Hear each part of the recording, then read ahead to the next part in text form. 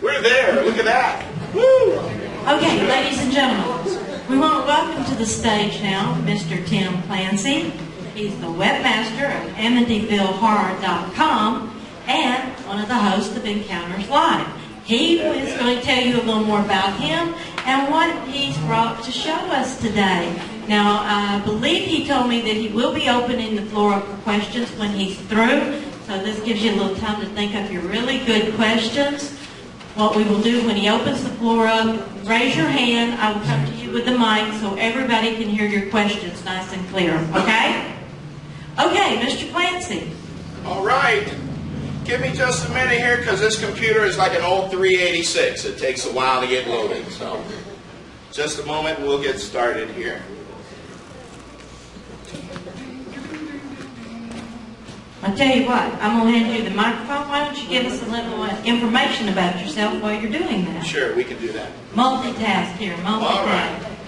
Okay. Hello. Hello. Hey, there we are. How's everybody doing? Are you good? All right. Glad to hear it. Hey, thank you all very much for inviting Trish and I to be here with you today. We are honored to be here in front of the best paranormal investigators in the state of Florida. So here's what I want you to do. Give yourself a big round of applause and a big round of applause for Rich. If you can go to the next slide, please. And the big goof off for me because I'm the one that pronounced his name wrong. Right, let that sit right there for a second. And we're going to hope that this thing works. Now, my name is Tim Yancey. I'm the host of a radio show called Encounters Live. I am also the webmaster of AmityvilleHorror.com, and that's what we're going to be talking about for the next 45 minutes or so. It's probably one of the most famous haunting cases in America. Can you see me in that camera? Because I hope I don't look fat up here. I'm just in TV. Not at all. We're good? All right. So I want to energize you guys a little bit, get some positivity flowing in the room because I like that kind of thing, all right? We're going to be talking about probably one of the most famous haunting cases in America. And it's also one of the most controversial as well. As you know, the Amityville Horror came out. It was hugely popular in books, about a dozen or so books, a whole mess of really bad movies. But how many of you guys have seen Encounters Live, our radio show that we do?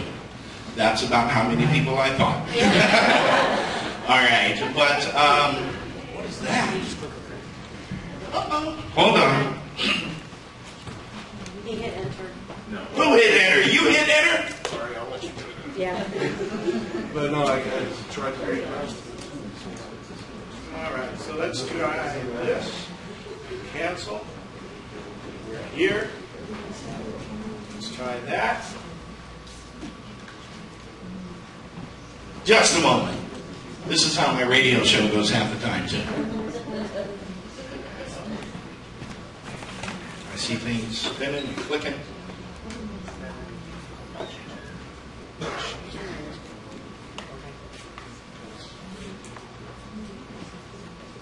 See what we get here.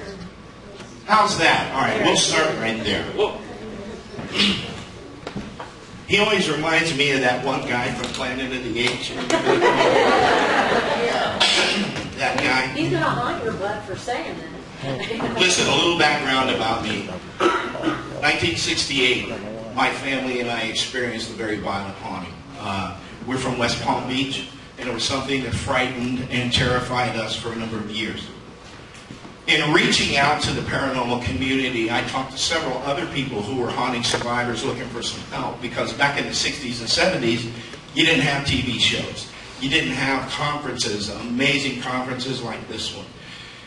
And I would go to the library, anywhere I could go, and find books about the paranormal. And some of the folks that I found were Ed and Lorraine Warren, noted investigators, books by them. Hans Holzer, who did extensive research on the Amityville Horror case. And I found that book, as a matter of fact, right over here, because I like to steal things from the library. Oh. Can you return them? Yeah. There's your answer.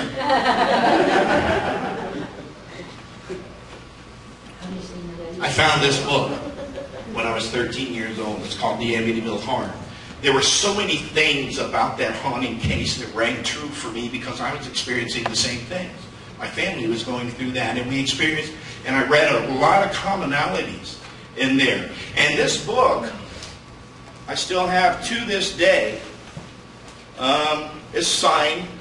I'm a huge fan of collectibles, so this has been signed by the family and a lot of directors of movies and things like that, and this is something that I hold true to me, and it's something that's very dear to me because this started me on the path of empowerment. It helped me to alleviate what was happening to my family. And this is the gentleman that started it all. We reached out to him as a family, and he answered us. And this is George Lutz. He passed away in 2006, but he was someone who was a dear friend. And the entire Lutz family are dear friends of ours. We were at his funeral in Vegas, and we met the entire family. Chris, Danny, Missy, amazing people. But over the years, and talking with George, he did a lot to patiently empower me and help me understand what was going on, what some of the catalysts were for what was happening to my family. And he also empowered me with a whole lot of tools to help me overcome that haunting as well. So we're going to be talking about his case. If you can go to the next slide, please. I have to kind of keep track of these. The story of Amityville begins here. This is a deed that was signed between Patrick Moynihan and Annie Ireland. The Irelands owned a lot of property in Amityville. And Patrick Moynihan moved there with his family and purchased the land at 112 Ocean Avenue in Amityville. At the time he moved in, he had a small family. Next slide, please. And this is the house that stood on that property originally. As his family grew to include 7 children over the years, he had this house moved to the corner of Carmen and South Ireland, and that's where it stands to this day. And in 1924, a contractor by the name of Jesse L. Purdy built the Dutch colonial that stands there to this day. Next slide. This is the house itself. Beautiful home. Beautiful house. It's a 3-story Dutch colonial, as I said. It sits sideways on the lot. It's a long, narrow lot. These are actually aerial photographs that were taken from the crime scene when the DeFeo murders were committed. One interesting thing about this, you can notice right here, you'll see a big concrete pad. There's one here. There were several pads all around the property when the Lutzes moved in that had religious statues on them. Statues of St. Joseph, of the Blessed Virgin Mary. As you'll hear later from George himself, I think that the DeFeos knew that something was wrong in their house. About 6 months before the murders happened, he went to Canada, Ronald DeFeo Sr., and he had these statues made. And they were statues of the Holy Family. He brought them back, and neighbors on either side said they would often come out to get their newspapers in the morning. They would see Ronald DeFeo Sr. out there praying to a statue of St. Joseph on his lawn. They would say, "What's going on? What's with the statues? What's with all of this?" And he would declare that he had the devil on his back. Next slide. This is a little bit better view of the house. You can see the street down here, and this is the boathouse in the back, and that's the Amityville Creek or river. Very beautiful house. You can see how close the other houses are to it. Next slide. The DeFeo murders. November 14th, 1974, Ronald DeFeo testified in court that he was upstairs watching television, watching a program called Castle Keep. And it's a war movie. The last 45 minutes of it or so are particularly pretty violent. He stated in court that he woke up sometime after the movie had gone off. There was static on the TV, to awaken to find a female apparition standing over him, holding a rifle. As he got up, that apparition thrust the rifle into his hands and told him to commit the murders that night. He also testified in court that the apparition was black, that it had black hands. Not like they were gloved, but kind of like you hear people talk about shadow people, that it was just a dark black mass. Go ahead. This is Ronald DeFeo Jr. and Sr. This is from a portrait that hung in the living room. That night, he got up. He walked into his parents' bedroom with a .35 caliber Marlin rifle. It's a very powerful, very loud rifle. And he fired 2 rounds into his father's back. Next slide. He crossed across the bed, reached over, fired 2 rounds into Louise DeFeo, his mother. Next slide. This is a photograph of the kids. And he systematically moved from room to room throughout the house that night, firing rounds. He killed his entire family, including his sister Dawn. This is Mark and John, and Dawn's sister. Each one of them 2 rounds. What was unusual about the murders that night is that the Amityville police, when they came into the scene, they found it very unusual, such a high-powered rifle, nobody heard the noise. None of the neighbors reported hearing the gunshots. None of these family members even woke up. And they thought that that was really unusual. They did a toxicology test. They found that there were no drugs in the bodies, no medications, no sleeping pills, anything like that. Yet somehow he was able to move through the room, fire 8 shots. No one heard the sounds. All of the children and the victims were found in the exact same position, laying face down on the bed, one arm over their head, and one leg cocked slightly up, the right leg. It was very unusual for them. They thought that maybe it was an assassin. At first, Ronald DeFeo, when they questioned him about the murders, he said, my dad owned a car dealership, he was associated with the mafia, we think it was a hitman, that type of story. And he's changed it several times over the years. What is unusual is a court testimony. Originally, I think we heard part of the real story of Amityville. He testified that he lived a hugely dysfunctional family, lifestyle there. Ronald DeFeo was very abusive. He ruled his house with an iron fist. And there was a lot of altercations and a lot of dysfunction between the family and between his wife, him and his wife Louise. He stated that he heard strange voices in the house all the time, voices that told him to commit the murders.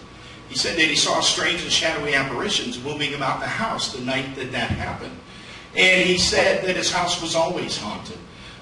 We have evidence of that based on the statues that Ronald DeFeo placed. And I want to let you hear that from Ronald DeFeo himself. If you could play the next slide, please. This is his mugshot. After the murders, he was convicted of 6 counts of murder. He is currently in Greenhaven Correctional Facility. He's terminally ill. And that's where he sits to this day. If you can play the next slide, please. Just let it sit for a second. It's working. Can we turn that sound up?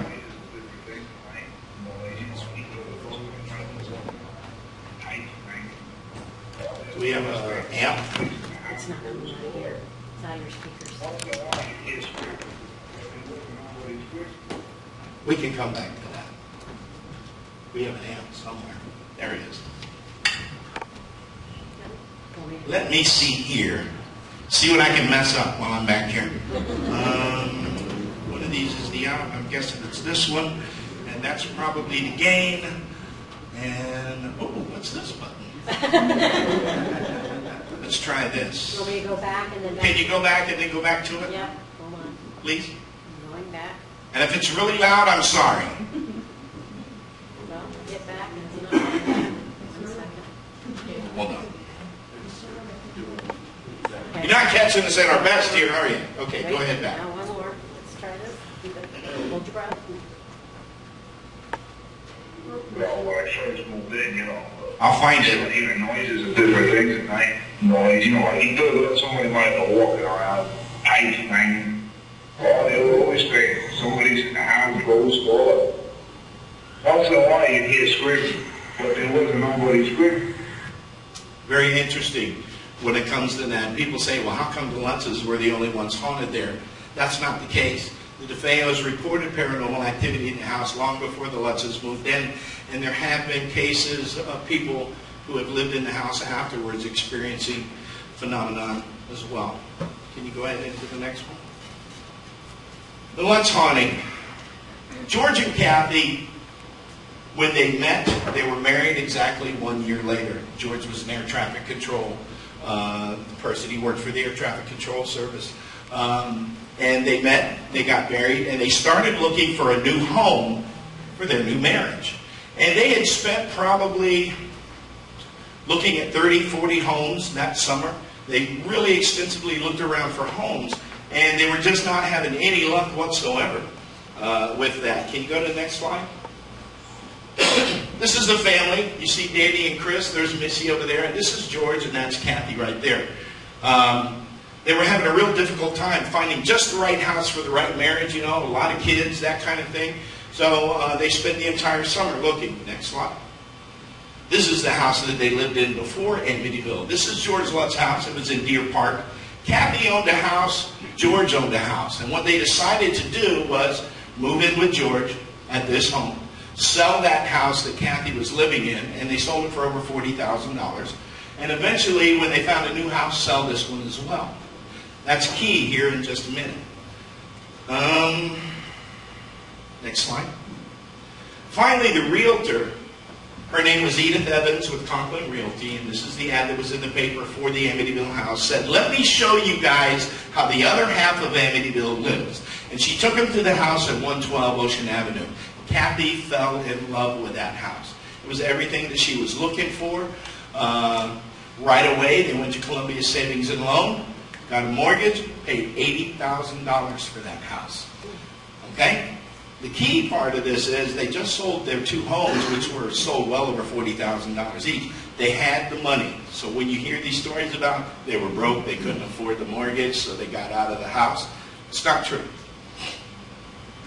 Not yet. So, can you put that back, please? No, I'm sorry. We have a good marriage. We communicate. No. Go back one. Okay, let it sit right there. So here's the thing. George and I talked extensively over the years, and we talked about hauntings. We just started to discover a lot of commonalities in our hauntings. We talked about, like I said, tools of empowerment, things like that. And during that time, over the years that we knew each other, there were times when I would just sit, turn on a tape recorder, and we'd talk. From those tapes and personal photographs that George gave me, we managed to assemble the video that you're about to see. It's about 28 minutes long, and it's a personal tour inside the Amityville house as they saw it. These photographs are taken from March 6, 1976, an investigation of the house that was led by Ed and Lorraine Warren, and a beautiful, wonderful lady by the name of Mary Pasquarella Downing. Sorry, I don't mean to get a little emotional. Mary passed away this Monday, and she is a wonderful woman. You'll see pictures of her in here as well, and she's someone that lovingly called me son, and I lovingly called her mom back. A beautiful soul and a beautiful spirit. So she is in this as well. If you saw our show the other day, there was a tribute to Mary. You'll see her in these photographs. She's a psychic that's in these. Little short girl, little bundle of energy. Beautiful soul. And I miss you a lot, Mary. But rather than hear the story of Amityville from me, I wanted you to hear it from the family themselves. So this is narrated from those clips and those tapes. And I put it together into this tour of Amityville. So this is George Lutz. Here we go.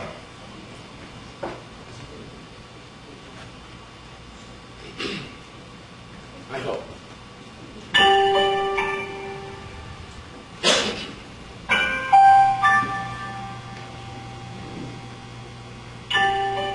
Well, it was $80,000 for that house. Okay, it was probably worth realistically 140, 150, maybe 125, but someplace much more than 80.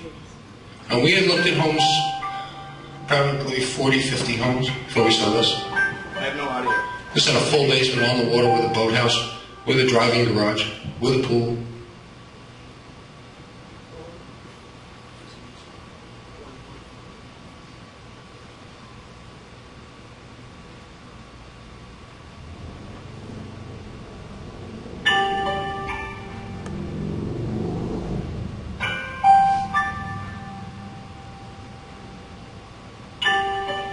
Well, it was $80,000 for that house. Okay, it was probably worth realistically 140, 150, maybe 125, but someplace much more than 80. And we had looked at homes, probably 40, 50 homes before we saw this. This had a full basement on the water with a boathouse, with a driving garage, with a pool, 4,000 square feet if you include the basement. For some reason, we're not getting video of Kathy this, first so we'll let walked this into that run house for a minute to a in point, that and then we'll stop. Her whole face lit up. Biggest smile you could imagine. She was home. This was where she wanted to live. The craftsmanship, the workmanship, the quality of the house, it was everything we were looking for in a house. And we had looked at a lot of houses, and this was it for her. She really liked this. Possibly. Let's try that. Let's get out of this, and let me see if I can find the video itself.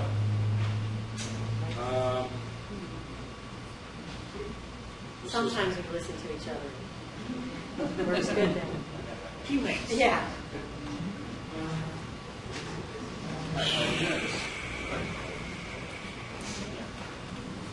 Hope I can find it.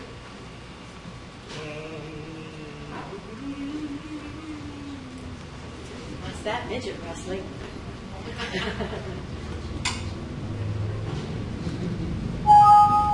Oh, what? See anything that looks like Sandy's on top right. Let's try this. No, that's not it. That's not a video.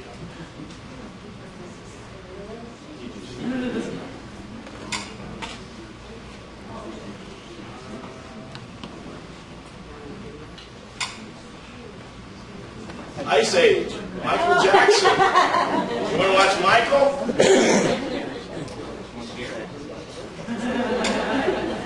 It's just that scary, you're right.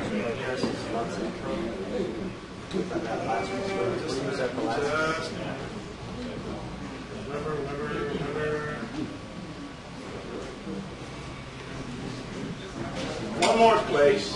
Let's go back to presentation. There's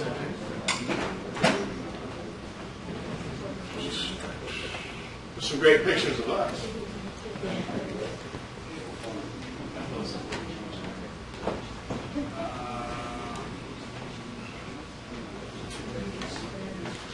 Try it from here.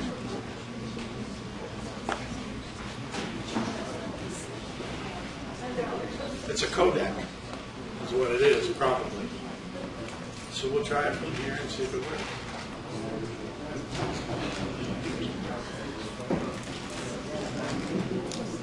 There it is. Okay, we're good. So let's do it this way. My apologies.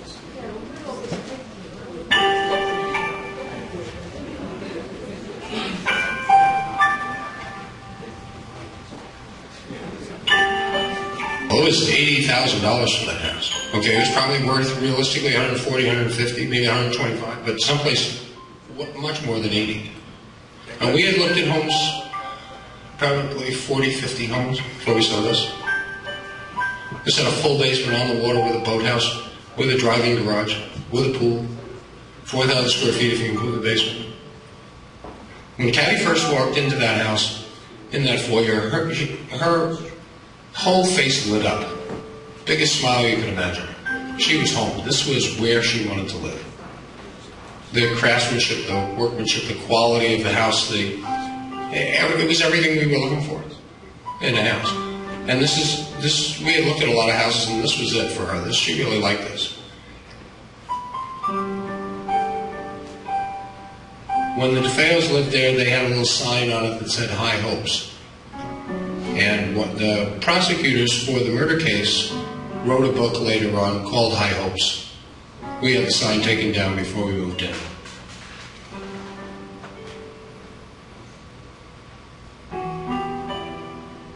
The DeFeo family had placed in front of the house statues about a month, if I understand correctly, before the murders. Mr. DeFeo knew that something was wrong. He went to Canada, got statues made, brought them back, built these paths for them, and there were statues of the Holy Family. And then the murders took place in November of 1974. 6 rifle shots from a .36 caliber Marlin rifle were not heard by either neighbor on either side. No one heard the rifle shots. The murders were discovered the next day when the son that had committed the murders, Ronald DeFeo, came back to the house with some friends. It becomes apparent when you hear more and more about the family that they knew something was wrong but didn't really know how to talk about it to anyone else, let alone begin to explain it. It seems like Evil won because we lost our house, big deal.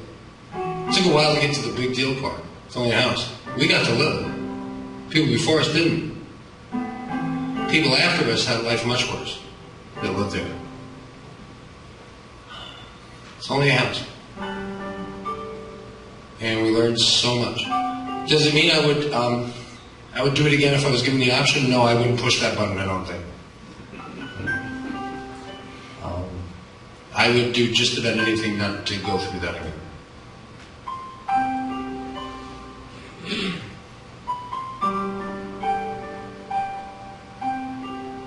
These are the slides of the house itself, and these were taken on March 6, 1976, 2 months after we moved out of the house. We stayed there 28 days.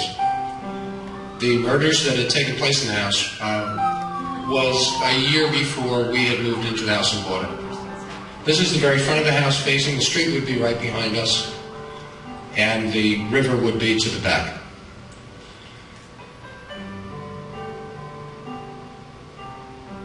This is looking down the side. The garage is there, and attached to the garage is the boathouse where we kept our boat. Over the time we were in the house, I would wake up in the middle of the night, sometime between 3 and 3:30, usually sometime around 3:15. And often I would check on the kids or check on the doors, whatever, just walk around. And the boathouse door, the side door, would be open. One of the things that was important to us was our boat. It was a major investment. So I would always be sure that it was closed, and I would go out in the middle of the night and go down there and have to close the thing. This is back towards the dining room doors on the left, and the kitchen would be on the right on the first floor. Worst room in the house, according to most people, was the second floor, window on the right. That would be the sewing room. That would be the room that shouldn't be inhabited by anyone. Best room on the left, right next to it. This was a grotto that had a statue of the Blessed Virgin in it. We had that taken out when we had the other statues taken down. They didn't take the grotto. That was my beer can.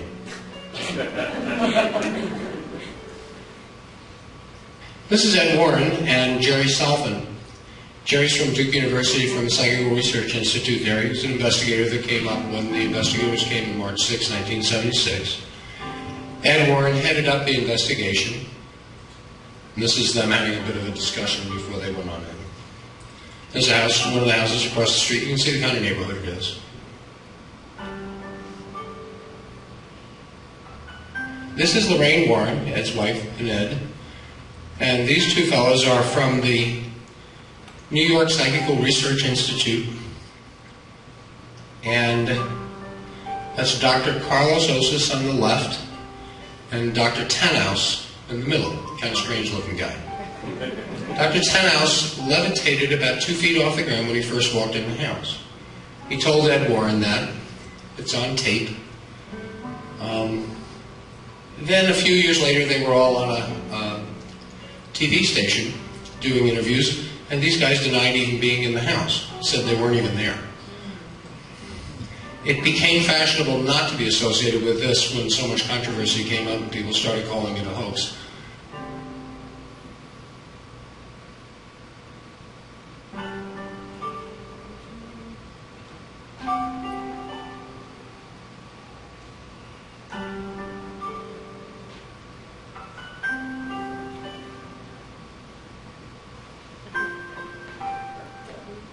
That's Mary on the couch on the right-hand side. Telling them what to do.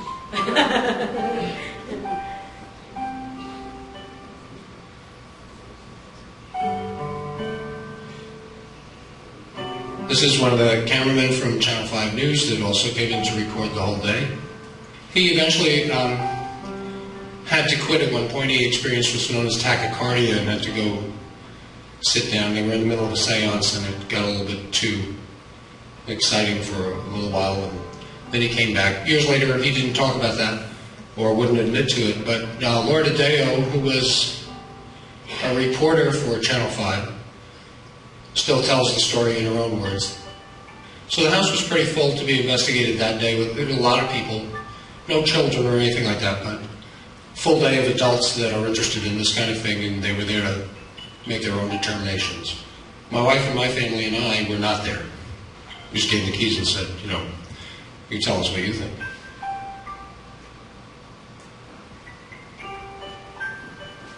This is Ed and Lorraine Warren finding our family Bible.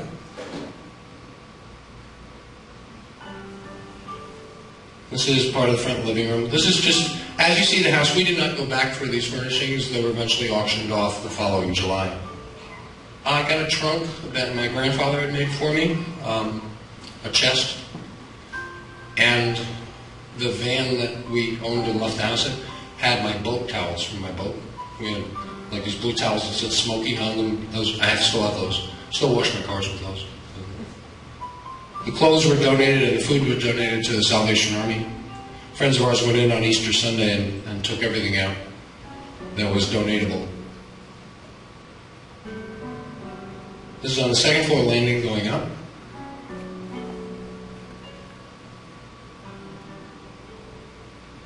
She's holding a rosary in her right hand that was blessed by Padre Pio, if I remember correctly, and the significance of that will come in another photograph. This is the front, what we call the sunroom. This is the very front of the house. The street would be to our right. And this is a moose head that was my grandfather's from upstate New York. If you look on the ear of the moose, you'll see on the horn a little head. And if you look on the ear, you may see another face.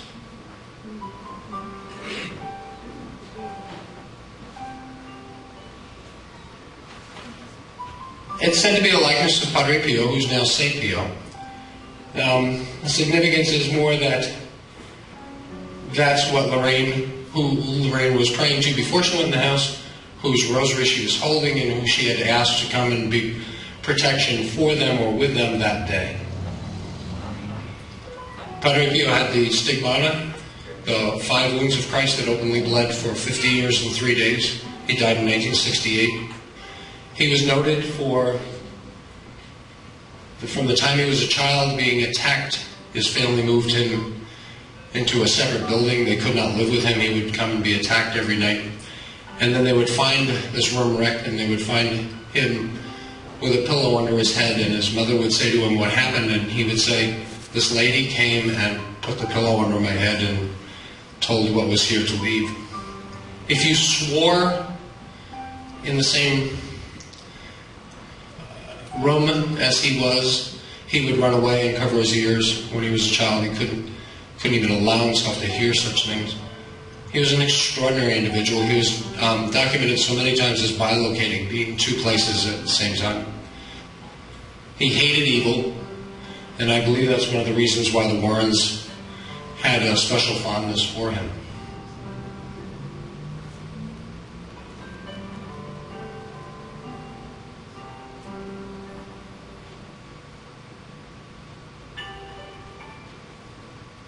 This was Missy's room. This was considered the best room in the house. She had an imaginary friend, what we considered imaginary friend then, that she called Jody. And Jody had the ability to appear to her as a very large pig, a very small pig, a little boy. It was one of those things you put down to as a kid's imagination. Over the years we learned that Jody wasn't so much imagination. First thing I saw was actually seeing something moving in Missy's room when I was coming back from the boathouse. When I got back in the house and got upstairs, Kathy was still asleep. I had gone out to check the boat. I had gone out to check on why the boathouse door was open again. And I saw someone, adult size, moving around in Missy's room. That was quite disturbing, because I had no way to know what that was. And you start to one of the things that happens with these kinds of things is you start to question your own senses, what you're seeing. You question what you're thinking. Doubts slowly creep in to your mind. You become unsure of that which was always taken for granted. I saw it, so it had to be, and yet there's no way to explain that kind of thing. But when you add small things to it, Kathy being touched from behind, the door slamming and no evidence of that, the clock radio going off, the boathouse door opening at night, something walking around this room, the gelatin, the different sounds that would happen at different times, then you really do start to question your own sanity at some point. You do start to have these conversations with yourself about what's going on here. We would have friends come over and visit, we'd sit around in the kitchen, and there'd be noises up overhead walking. Well, when you have other people coming into your house and telling you you're not crazy, you start questioning this. And the more you question it, the more things you learn, and maybe you shouldn't learn those things. We had one friend that came in and said, you should go through the house and bless the house yourself. You should go through each room, open a window, say the Lord's Prayer, tell whatever's there to leave, it'll go. Well, we did that a couple times. That didn't work. It got worse. More noises, more smells, more drips from the door handles. We would be lying in bed and we'd hear the front door, which was a very distinct sound, slam shut. Go run downstairs to see what it was. Dog's asleep right by the door. It wasn't the door, but it was that sound.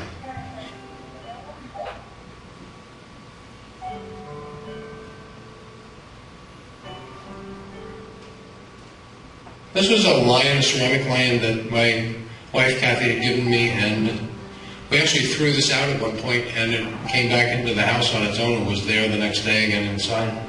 Kids said they didn't bring it in. It would kind of move around when you weren't watching it. You would leave the room, no one else would be in there, you'd go out of the house, you'd come home, it would have moved. Sometimes just a little bit, sometimes it would change rooms. We tried to get rid of it, it didn't exactly work out. Some of you remember the red room from the movie? Well, this was actually red. There's a bookcase here in front of it. Kathy found it one day when she was putting things away. She called me in my office and said, you won't believe what I just found, a room behind a bookcase. Our dog Harry, who's a black lab, would not go here, would not go in this part of the house. There were smells that came from here. It smelled like open sewer pipe most of the time, but not always.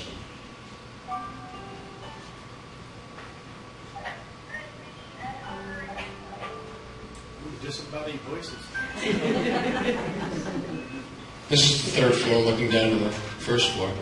The attorney for Ronald DeFeo once told us a story of a fellow by the name of Bear fell off this railing, fell down to the first floor foyer, got up and walked out. Do we know whether that's true or not? No, we weren't there. It's just a story. The boys' room on the third floor.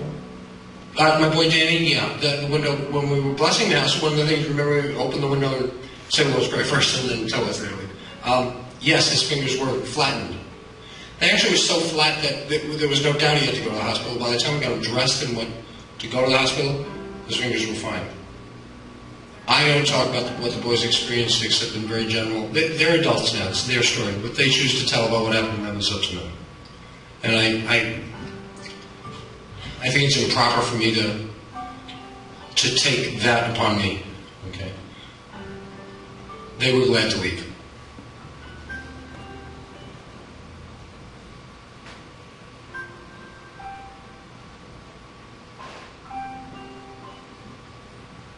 This is the basement.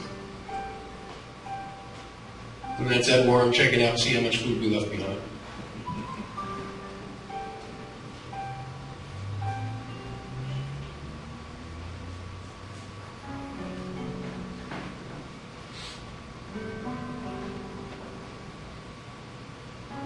Jerry's looking into the master bedroom. This is the second floor, and these are pictures that were taken with an infrared film, was set up on a tripod, on a timer, It's not someone standing here with a camera now.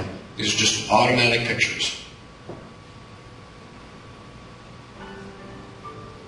So every once in a while, this flash would go off and it would just take a picture of this area.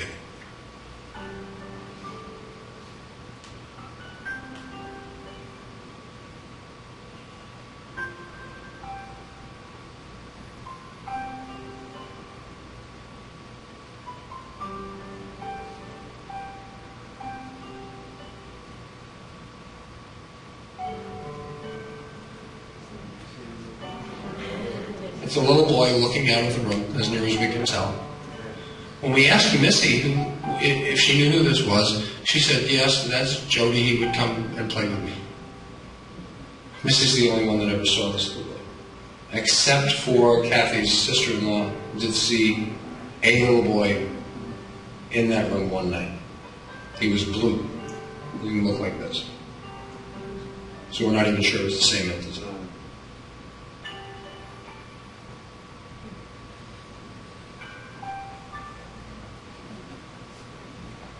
This is the master bedroom. The quilt you see is a pattern that Kathy worked on with velvet, different colors of velvet, for a little over a month before we moved in. And she had just the right amount of fabric and just the right way to get this to work out in this pattern. And she kept fighting it and kept coming back to this pattern.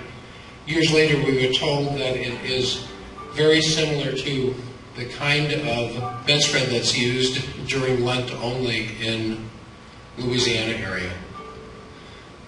Just an interesting idea. I have no way to know whether that's really true or not.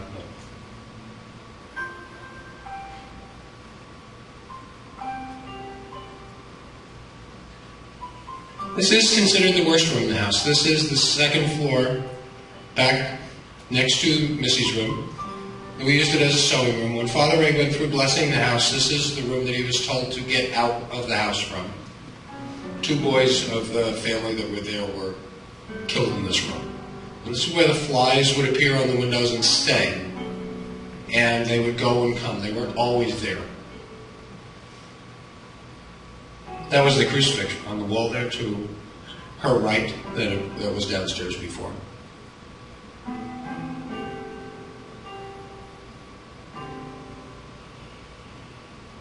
That was our boat. We left the boat behind. It was auctioned off. The fellow that bought it was a cop. He eventually got divorced. The boat caught fire. Wasn't a good story.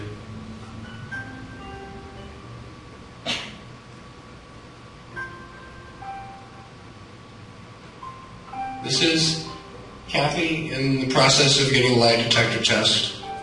We were asked when the movie came out if we would do this.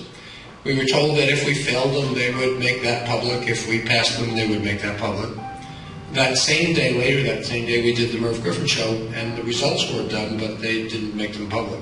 So it could have been on the Merv Griffin show, but it wasn't. Eventually it came out in the National Star.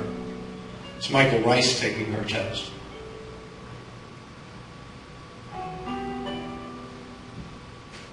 That's Chris Gugas. He was the number 2 guy in the world at that point for the polygraph. He had taught in the Department of Defense, the Second World War, set up the law department, or the police department actually, in Greece right after the end of World War II. Had written a book about the polygraph and all his different tests that he had done. And years ago, he was a seminary student, and after he took our exams, then he went back to reading his Bible again.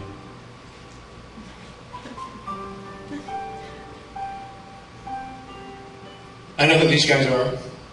That's Jim Broloff.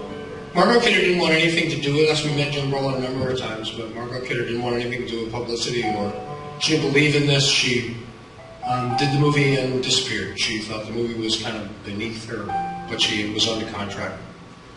We all know what's happened to her since, but we all wish her well.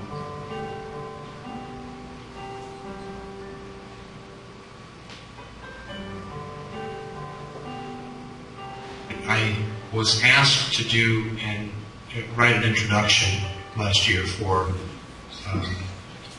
a piece, and the piece is about a particular part of the Amityville horror. And I started to, when I sat down to write this, I started to try to explain to someone what it was like to go to California. And a week after being there, go down to a new car dealer and buy a car, because we had been renting one for a week and we wanted to own one instead. We decided we were going to live there.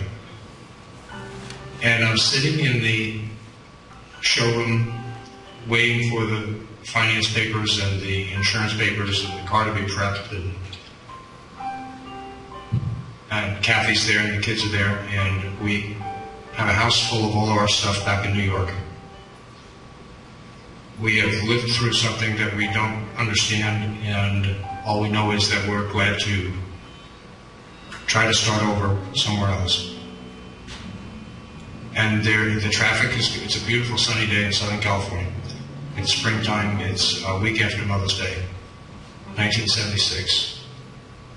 And the traffic's going on in Mission Circle and on Highway 8. And the commerce is going on inside the Chevy dealership, just like a normal day anywhere. And I'm sitting there realizing that what I've been through I can't explain to someone else, and if I tried to, they would never look at me the same. I would become something different to them.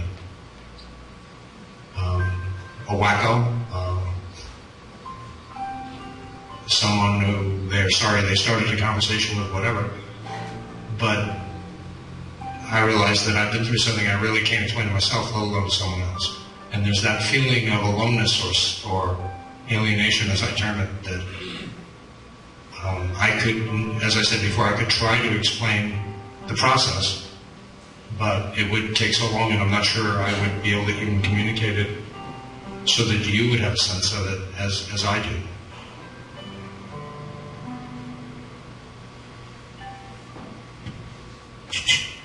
Okay. That was George Lutz and his tour of what happened in Amityville. He said something very significant for you as investigators at the end of that. And knowing where he came from and knowing that some of you in this audience are also survivors of hauntings, as well as myself, he said something key there, and it was talking about not being able to explain what had happened in a way that you would be able to understand it. As investigators, we only have a few minutes, so I can't go into the hoax theories and stuff. We're going to end this here, but I just want to leave you with a couple of things. As investigators, one of the most powerful tools that you can give to someone who is going through this is just the ability to listen. When you sit with somebody and they have found a commonality in a person that they can talk to in a realistic, rational way about what is happening to them, something that they don't understand, the best thing you can do is close this and open this. That's healing. When they are allowed to vent that story and to tell you about things that happened to them, that's a process of healing, and that's empowering for people. You learn also as investigators to empower families who are going through this. The goal of violent hauntings is to separate one from the other, to cause families to crash and burn, kind of like the Lutz family did, as my family did, and isolation. It's a lot of dark and negative stuff that goes on in their life. That's the goal, that's the agenda. And you can infuse into that family positive energy, love, laughter, introduce them back to their families, introduce them back to their faiths. Those things are key in helping solve this, because evil doesn't get the concept of humor. It doesn't understand family. That tries to isolate one from the other. When you talk to family, you're expressing love. When you communicate with friends, and I have several friends here in the audience, and I keep people very close to me who are worked with us in the radio show and friends in the paranormal community, that is expressing love, friendship, all of the positive energy. Infuse that into your haunting survivors. House blessings, wonderful. As long as you tell them that not to have so much faith in a wooden cross, but to have faith in themselves.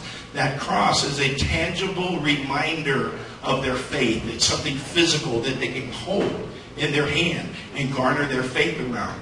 But the power comes from within them. And it's about making a decision that this stops here and it stops now. Now what do? You start to apply those tools of faith. You start to apply the tools of family, friendship, empowerment. And that goes a long ways toward helping your victims. So with that, I'm going to end this. Tell you what, Trish and I are here all day, and we're running out of time, and I want to make sure the next speaker has time to talk. But we're going to be here all day. Trish has an amazing lecture coming up on working with children in the paranormal. What to do when a child comes up and says, "Mommy, there's a ghost in my room," or "There's a monster under the bed." And she's going to give you realistic, practical advice on how to deal with children. And that's coming up at 1:30 in the small conference room. I hope you all are there. We'll be here all day. Come up and talk to us. Please feel free to ask us any questions you have about Amityville or violent hauntings. And that's going to do it for us.